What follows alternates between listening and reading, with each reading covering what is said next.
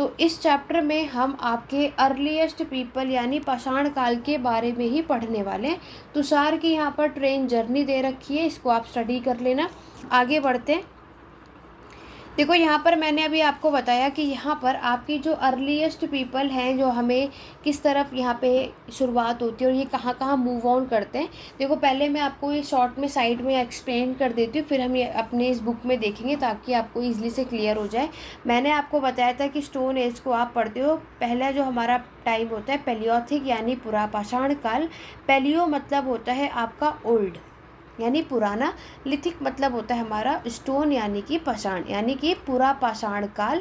इससे आपका ये पैलियोथिक वर्ड बना है। इस टाइम के लोग मैंने आपको बताया था कि ये आपके हंटिंग और गैदरर्स होते हैं, शिकारी और संग्रहण का काम करते हैं।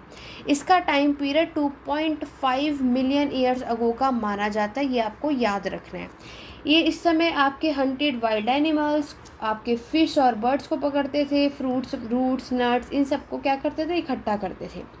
याद रखना कि पैलियोथिक के समय पर हंटिंग और गैदरिंग, शिकारी और संग्रहण का काम यहाँ पर जो लोग करते थे, ये इसमें सिर्फ मैन ही नहीं, आपके हंटिंग का काम मैन करते थे और गैदरिंग का काम वुमेन करती थी, यानी दोनों का ही पार्टिसिपेशन हमें यहाँ पर देखने को मिलता है।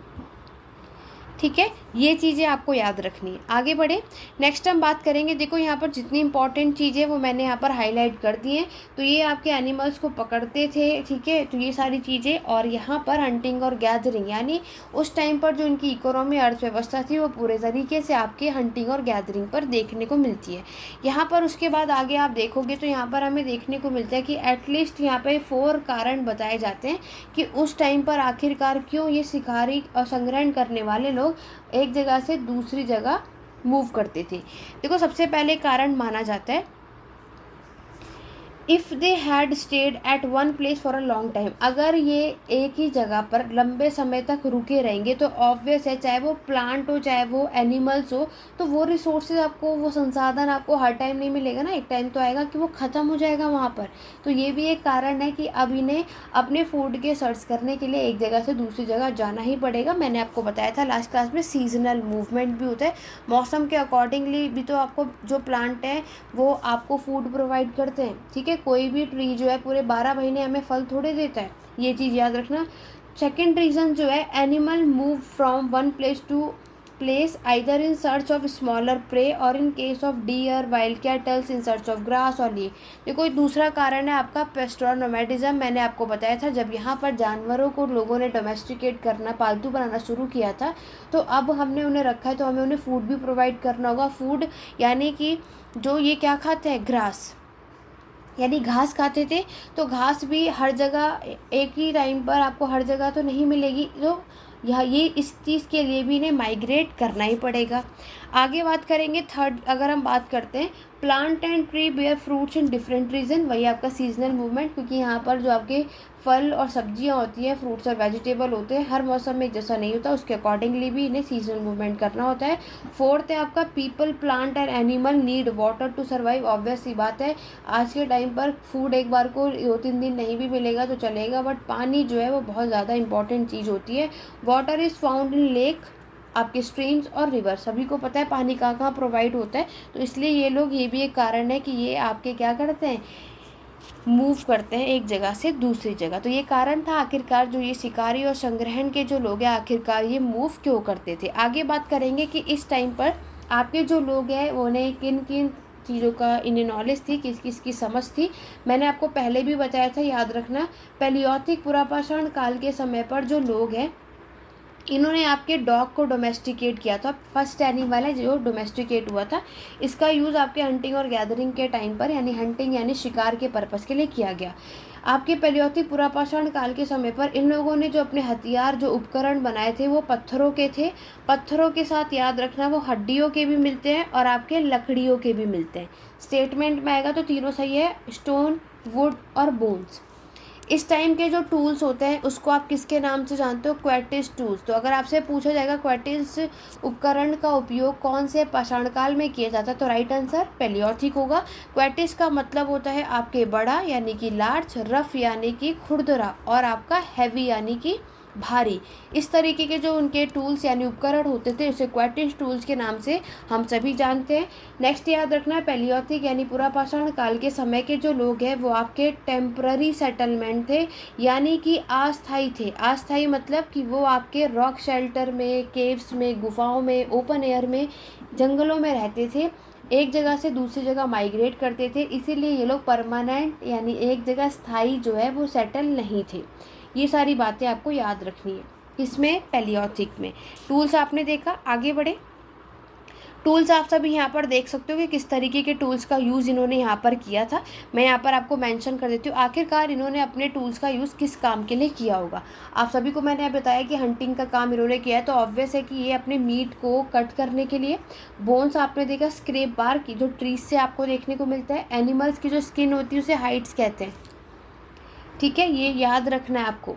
फ्रूट्स और वेजिटेबल्स, आपके रूट्स, इन सबको चॉप करने के लिए आप यहाँ पर ये देखोगे। फिर मैंने आपको बताया लकड़ियों का भी यूज़ किया जाता था आपकी जो झोपड़ियाँ जो ये टेम्प्ररी बनाते थे इस पर्पस के लिए, ठीक है। टूल्स में भी मिलेगा, जो यहाँ पर आपके टूल्स बने होते हैं जो उसकी हैंडल होती है, तो उसका हैंडल आपको लकड़ी का देखने को मिलता है, ये याद रखना। आगे बढ़ेंगे। फिर यहाँ पर बात आती है कि आखिरकार इन्होंने अपने टूल्स उपकरण का यूज किस चीज़ में किया था, तो याद रखना एक तो आपके डिगिंग खुदाई करने के लिए और स्टिचिंग करने के लिए, ठीक है, सिलने के लिए जिसे आप कहते हो। तो क्योंकि आपको एक चीज़ और याद रखना, देखो पैलियोथिक पुरापाषाण काल के समय पर याद रखना इसको हम आइस एज यानी हिमयुग के नाम से जानते हैं। इट मीन्स आपको एक बात समझ आ रही है कि इस समय का जो क्लाइमेट है वो बहुत ही ज़्यादा क्या होगा, ठंडा होगा, कोल्ड क्लाइमेट होता है। तो ठंडे मौसम में ऑब्वियस है अब इन्हें कपड़े चाहिए वियर करने के लिए, वो कहाँ से आते हैं, तो ये एनिमल के स्किन यानी शिकारी करने का ये भी एक कारण माना जाता था कि ये जानवरों की स्किन को वियर किया करते थे। तो जो कि आप देख ही रहे हो कि वो स्टिच कर रहे हैं, तो यहाँ पर टूल का यूज़ डिगिंग और स्टिचिंग के काम के लिए किया जाता था, ठीक है। तो ये सोर्स ऑफ वाटर आपने देखा आपके रिवर्स लेक से मिलता है। अब यहाँ पर आपको कुछ साइट्स नज़र आ रही होंगी मैप में, इसको याद रखना बहुत इंपॉर्टेंट है एग्जाम पॉइंट ऑफ व्यू से। आपको जो ये रेड वाला दिख रहा है यानी कि ये भीमबेडका, आपकी हुंस की, आपके कुरनोल केव्स, ये सारी की सारी आपकी पैलियोथिक पुरापाषाण काल की साइट्स हैं। क्लियर हो गया। भीमबेडका आप सभी को पता है, जल्दी से कमेंट करके बताएंगे कि ये कहाँ पर पड़ता है और आपको यहाँ पर क्या क्या चीज़ें फाउंड हुई थी। उसके बाद जो ये आप लोग बुर्ज हो, मेहरगढ़, ये सब आपकी न्यूरोथिक की साइट है, नवपाषाण काल की। मेहरगढ़ ये पहले आपकी साइट है जहाँ पर एग्रीकल्चर यानी खेती की शुरुआत हुई थी, इसका एविडेंस आपको मिला था। इसका टाइम पीरियड 7000 ईसा पूर्व का माना जाता है। मैंने आपको बता ही दिया था कि वीट और बार्ले ये सबसे पहली ऐसी फसलें जिनको उगाया गया था। तो वीट और बार्ले, गेहूँ और जौ याद रखना, मेहरगढ़ में आपको इसका एविडेंस देखने को मिलता है। उसके बाद आप जो यहाँ पर देख रहे हो ग्रीन यानी कि आपका ब्रह्मगिरी हुआ, ठीक है, ये सारी साइट्स आपकी मेगालिथिक की हैं। ये सारी बातें आपको याद रखनी है, मैप में बहुत इंपॉर्टेंट है, इसको डिटेल में आगे देखते हैं। भीमबेडका को ज़रूर करना है, स्किप मत करना है, एग्जाम में आपके ज़रूर पूछा जाता है और ऑलरेडी पूछा गया है। भीमबेडका आपके प्रेजेंट टाइम में मध्य प्रदेश में आपको देखने को मिलता है। ये इनकी एक हैबिटेशन साइट्स थी, जिसे यहाँ पर आप देख सकते हो कि हमें रॉक शेल्टर, ठीक है, केव्स, रॉक शेल्टर हमें कहाँ पर देखने को मिलता है, तो पैलियोथिक। देखो भीमबेडका अगर हम देखेंगे तो ये आपकी पैलियोथिक, मेसोलिथिक, नियोलिथिक तीनों की ही साइट्स है, बट पैलियोथिक में आपको रॉक शेल्टर देखने को मिलता है। यहाँ पर लोगों ने उस टाइम पर, मैंने आपको बताया ना, गुफाओं में रहते थे आपके बारिश से बचने के लिए, कभी गर्मी होगी उससे बचने के लिए, ठीक है, और ऑब्वियस है जंगलों में रहते तो जंगली जानवरों से भी बचने के लिए ये उन गुफाओं में रहा करते थे। याद रखना कि रॉक शेल्टर कहाँ पर फाउंड हुआ था, आपके विंध्या हिल्स में और आपके डेक्कन प्लेट्यू में। और रॉक शेल्टर जो है वो किसके क्लोज था, close to the Narmada valley. Found और क्लोज टू द में फ़र्क है। आपके एग्ज़ाम में विंध्या को और नर्मदा वैली को अपोजिट में लिखा जा सकता है, तो इन बातों का ध्यान रखना कि रॉक शेल्टर आपको विंध्या हिल्स के पास मिला था और ये किसके क्लोज में है, नर्मदा वैली के, ठीक है। यहाँ पर लोगों ने टूल्स बनाने शुरू करे जिसको हम फैक्ट्री साइट्स भी बोलते हैं, जहाँ पर ये टूल्स इन्होंने बनाना स्टार्ट किया। तो याद रखना इनके हैबिटेशन फैक्ट्री, हैबिटेशन कम फैक्ट्री और एनी अदर, इन सारी जगहों पर ये रहते थे। ये है आपकी भीमबेडका केव, आप सभी यहाँ पर देख सकते हो। आप में से कई ऐसे होंगे जिन्होंने ये देखा भी है। इस बॉक्स को स्किप मत करना, वेरी इंपॉर्टेंट। कई बार आपके एग्जाम में क्वेश्चन पूछा गया है कि ये साइट्स होता क्या है, यानी कि ये होते क्या है। देखो sites are place where the remains of thing. Sites वो जगह होती है जहाँ पर हमें कुछ चीज़ें मिली होती है, लाइक आपके कुछ टूल्स, यानी कुछ उपकरण, आपके कुछ बर्तन, जो बिल्डिंग, ये सारी चीज़ें जहाँ पर हमें मिलनी जाती हैं उसे हम साइट्स कहते हैं। These were made up of and use left by the behind, मतलब उस टाइम पर लोग वहाँ रहा करते होंगे, उस जगह के उन्होंने यूज़ किया होगा, उसे कहते हैं हम साइट्स। ठीक है। These may be found on the surface of the earth, buried under the earth or sometime even under water। तो यहाँ तक की स्टेटमेंट साइड का जो ये आपका बॉक्स है आपके एग्जाम पॉइंट ऑफ व्यू से इम्पॉर्टेंट है, यहाँ से क्वेश्चन आपको ज़रूर मिलेंगे। अब हम बात करते हैं इस टाइम पर जो आपके टूल्स उपकरण का उपयोग किया गया था वो कैसे थे। देखो पहले जो आपके टूल्स होते थे, मैंने आपको बताया पत्थरों के, पाषाण के आपको देखने को मिलते हैं, जिसे आप पेबल कहते हो। ठीक है। सबसे पहला है आपका कोर। ठीक है। तो यहाँ पर अनदर स्टोन जो था वो था आपका हैमर। एक हाथ में आपके कोर को पकड़ा जाता था, दूसरे हाथ में आपके हैमर को पकड़ा जाता था। सेकंड स्टोन वाज यूज आपका फ्लेक्स। ठीक है। जो साइड में आप देखते हो ना, आपके जो पत्थर होता है उसके जो साइड में जो उसको तोड़ा जाता है, जो वहाँ से शार्प होता है, उसे फ्लेक्स कहते हैं। तो कोर का यूज़ यहाँ पर किया जाता था। हैमर स्टोन का यूज़ यहाँ पर किया on a piece of bone और stone that was placed on the core. ठीक है। ताकि वो उस फ्लेक्स को रिमूव कर सके और अपने टूल्स को शेप में ला सके, क्योंकि आपको मैंने बताया उस टाइम पर ये डिगिंग का काम करते थे। ठीक है। स्टिचिंग का काम करते थे। तो उस टाइम के टूल्स क्या थे, अगर हम पैलियोथिक की बात करें तो अनशेप्ड थे, अनपॉलिश्ड थे। ठीक है। पैलियोथिक पूरा पाषाण काल के समय पर इस टाइम के टूल्स आपके कोर, फ्लेक्स याद रखना है, जो आपके एग्ज़ाम के लिए इम्पॉर्टेंट है। अब हम बात करते हैं आपके जो कर्नूल केव्स, मैंने आपको बताया कि यहाँ पर आपको किसके ट्रेसेस मिले थे, ट्रेसेस ऑफ ऐश याद रखना।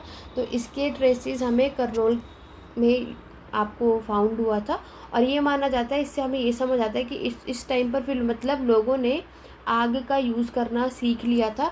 तो देखो पैलियोथिक पुरापाषाण काल के टाइम पर क्या था कि इस टाइम पर जो लोग हैं वो अनकुक्ड फूड खाते थे, यानी कच्चा खाना खाते थे। और यहाँ पर क्या हुआ कि इसकी नॉलेज कब हुई थी इन्हें, न्यूलॉथिक में। न्यूलॉथिक में इन्होंने, देखो अगर आपसे पूछा जाए पैलियोथिक में फायर का इन्वेंशन या डिस्कवरी कौन से समय पर हुई थी, तो वो आपके अपर पैलियोथिक के टाइम पर हुई थी।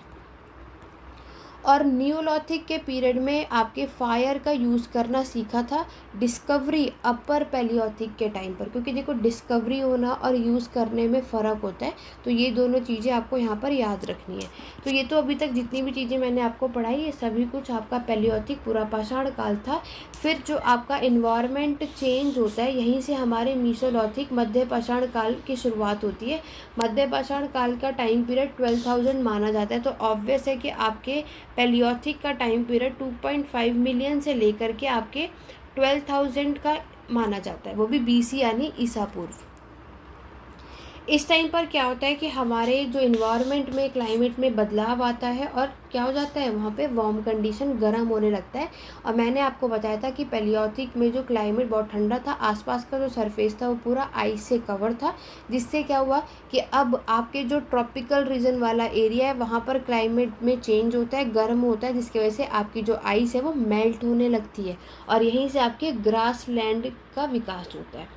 ठीक है। आपने देखा होगा कि कभी भी किसी भी जगह पर कहीं पे पानी इकट्ठा हुआ रहता है, और वहाँ पर फिर जब पानी इकट्ठा होने के बाद जब वो पानी जो सूख जाता है, तो वहाँ पर क्या ग्रीनरी आपको नज़र आएगी, है ना। बस वही चीज़ यहाँ पर इन्होंने ये बात कही है। और इस टाइम पर मीसोलॉथिक मध्यपाषाण काल में आप देखोगे गॉड, शिप, कैटल्स, ये सारे योग, क्योंकि ये सभी वेजिटेरियन है, आपके घास को ही खाते थे, और इसीलिए डोमेस्टिकेशन आप ये सारी चीज़ें देखते हो। फ़िशिंग मैंने आपको बताया बहुत इम्पॉर्टेंट चीज़ थी और है भी। और फिशिंग की शुरुआत मैंने आपको अभी मेंशन किया, एग्ज़ाम में पूछा भी जा चुका है। आपके मीसोलॉथिक मध्यपाषाण काल में हमें ये चीज़ देखने को मिलती है। वीट, बार्ले, राइस, ये भी यहाँ पर ग्रो किया गया। ठीक है। ये सारी चीज़ें आपको याद रखनी है। और अब आगे बढ़ेंगे, तो ये जो मैंने आपको चीज़ें ऊपर ही मेंशन कर दी है, तो ये सारी चीज़ें आपको यहाँ पर याद रखना है कि यहाँ पर आपकी पैलियोथिक पुरापाषाण काल जो है ये आपके दो ग्रीक वर्ड से बना है। पैलियो मतलब पुराना, लिथोस मतलब आपका पाषाण यानी पत्थर। ठीक है। पैलियोथिक पीरियड का टाइम पीरियड 2.5 मिलियन से 12,000 है, वो भी मैं मेंशन कर चुकी हूँ। पैलियोथिक को आप 3 पार्ट में पढ़ते हो, लोअर, मिडल और अपर। अपर पैलियोथिक में आपके फायर का इन्वेंशन हुआ था, याद रखना। ठीक है। आपके फायर का आविष्कार डिस्कवरी अपर पैलियोथिक में हुआ था। एग्ज़ाम में कई बार ये पूछा जा चुका है कि इन तीनों स्टोन एज में से सबसे लॉन्ग टाइम जो है किसका समय माना जाता है, और वो है आपका पैलियोथिक। पैलियोथिक पुरापाषाण काल आपका सबसे लंबे समय था जहाँ पर लोगों ने सर्वाइव किया था। ठीक है, 99% ऑफ ह्यूमन हिस्ट्री सबसे longest span of time cover करता है। उसके बाद जब आपका मौसम बदला तो आपकी मीसोलिथिक मध्यपाषाण काल की शुरुआत होती है। 12,000 से 10,000 का टाइम पीरियड मध्यपाषाण काल का माना जाता है। और जनरली अब इस टाइम पर जो पत्थर यानी जो आपके टूल्स थे वो छोटे कर दिए गए, इसीलिए अब इस टूल का नाम माइक्रोलिथिक हुआ। माइक्रोलिथिक मतलब आपके अब जो टूल्स हैं उन्हें क्या कर दिया गया, आपके छोटे छोटे यानी स्मॉल पीसीस में कर दिए गए थे। और अगर क्वार्टिज का नाम आएगा तब आपको क्या समझ आएगा, इस टाइम के जो पत्थर होते थे वो यानी जो टूल्स होते थे वो बड़े होते थे, और ये आपको पैलियोथिक के टाइम पर मिलेगा। माइक्रोलिथिक पूछेगा तो राइट आंसर क्या होगा आपका मीसोलिथिक। ठीक है, तो ये सारी बातें आपको याद रखनी है। फिर नेक्स्ट आपकी शुरुआत होती है नवपाषाण काल की। नवपाषाण काल का टाइम पीरियड 10,000 का माना जाता है। इस टाइम पर मैंने आपको बताया कि लोगों ने आपके एग्रीकल्चर यानी कृषि की शुरुआत कर दी थी। सबसे पहले वीट और बार्ले यहाँ पर इन्होंने कल्टीवेट किया था। ठीक, यहाँ तक क्लियर हो गया। अब हम बात करते हैं आपके रॉक पेंटिंग की। देखो, कोई भी वीडियो को स्किप मत करना और ना ही इसको स्पीड में देखना। पूरी कोशिश करो जितना मैंने आपको बताया, और ये अंडरलाइन जो हाईलाइट किया है इसको कवर कर लोगे। एनसीईआरटी का कोई क्वेश्चन नहीं होगा जो आप ना कर पाओ। ठीक है, और कोई डाउट है तो आप कमेंट करके पूछ सकते हैं, आपके सारे डाउट को क्लियर किया जाएगा। और अदरवाइज टेलीग्राम चैनल को ज्वाइन कर लो, वहाँ पर भी आप अपने डाउट को पूछ सकते हैं। देखो, आपके रॉक शेल्टर मैंने आपको बताया कहाँ पर हमें मिला था, भीमबेटका में, राइट। भीमबेटका आपकी पैलियोथिक साइट है, वैसे तो तीनों ही साइट है। तो ये आपके एग्जाम में पूछा जाता है कि आपकी गुफाएं यानी जो हमें इन गुफाओं के वॉल्स पे पेंटिंग्स भी आपको देखने को मिलती है। ठीक है, और मध्य प्रदेश यानी भीमबेटका मैंने आपको बताया, और साउथर्न उत्तर प्रदेश भी आपको मिलेगी। इन पेंटिंग्स में इन्होंने वाइल्ड एनिमल को शो करा है, drawn with great accuracy and skill. तो आज के टाइम पर हम तभी ये पढ़ पाते हैं कि आपके स्टोन एज के टाइम पर कौन कौन से जानवर एनिमल आपको देखने को मिलते हैं। ये सब कुछ पेंटिंग भी, क्योंकि मैंने आपको बताया ना आपका एक इम्पॉर्टेंट सोर्स है, ये चीज़ें आपको याद रखनी है। ठीक है, बस यही सारी इंपॉर्टेंट चीज़ें थी आपके इस चैप्टर से रिलेटेड। तो ओवरऑल आपको क्या समझ आया कि हमने देखा कि यहाँ के लोग हंटिंग का काम करते हैं, गैदरिंग का काम करते हैं, फिर आपके डोमेस्टिकेशन ऑफ प्लांट और एनिमल आपने देखा, ऑफ स्टोन टूल्स आपने देखा, फिर केव्स के वॉल पे पेंटिंग देखी, एग्रीकल्चर देखा, फिर लोग इकट्ठे हुए, ये सारी बातें आपने देखी। देखो, न्यूलिथिक नवपाषाण काल का जो आपका समय है ये वो समय है जब आपके एग्रीकल्चर कृषि की शुरुआत होती है। तो इस टाइम पर लोग आपके परमानेंट यानी स्थायी परमानेंट सेटल हो जाते हैं।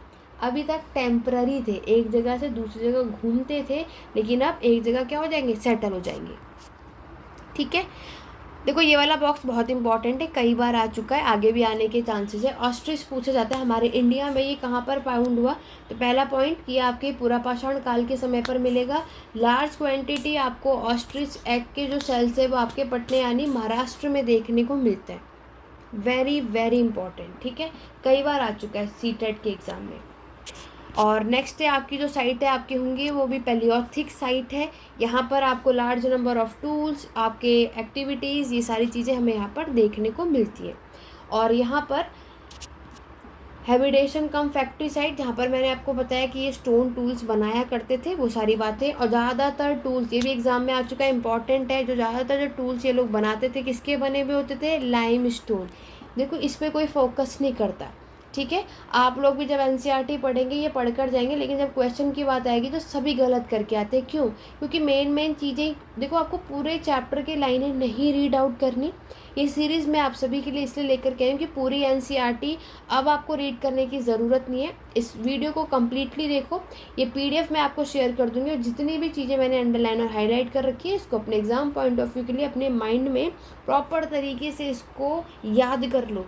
फिर आप एनसीईआरटी का एक ऐसा क्वेश्चन नहीं होगा जो आप ना कर पाए। ठीक है, चलिए, और ये सारी बातें आप याद रख लेना, ठीक है। और यहाँ पर भी आपके जो बॉक्सेस हैं ये सब कुछ यहाँ पर मेंशन है, इससे रिलेटेड भी आपको मिल जाएंगे जो आपके कलर्स जो बने हुए होते थे मेड फ्रॉम मिनरल्स लाइक आपके आयरन और ऑकर, चारकोल, ये भी बहुत इंपॉर्टेंट है किस किस से आपके ये बनाए जाते थे, ठीक है।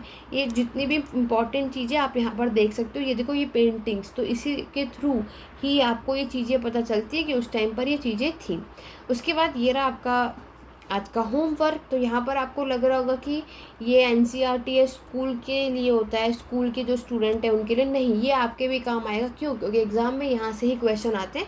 तो आज के होमवर्क में आपको ये 4 क्वेश्चंस करने हैं, आपको बताना है हंटिंग और gather are close to live in cave and rock shelter because grassland develop around कौन से ईयर में, early people painted on the dash of cave, और आपके जो हुंगे टूल्स है वो किसके बने हुए होते थे। ये सब कुछ आपको बताना है। इसका राइट आंसर हम अपने नेक्स्ट वीडियो में देखेंगे। बाकी मैंने आपको ये टाइम पीरियड बता ही दिया। आपके पैलियोथिक पुरापाषाण काल का टाइम पीरियड 2.5 से 12,000 तक है। मीसोलिथिक मध्यपाषाण काल का टाइम पीरियड 12 से 10,000 है।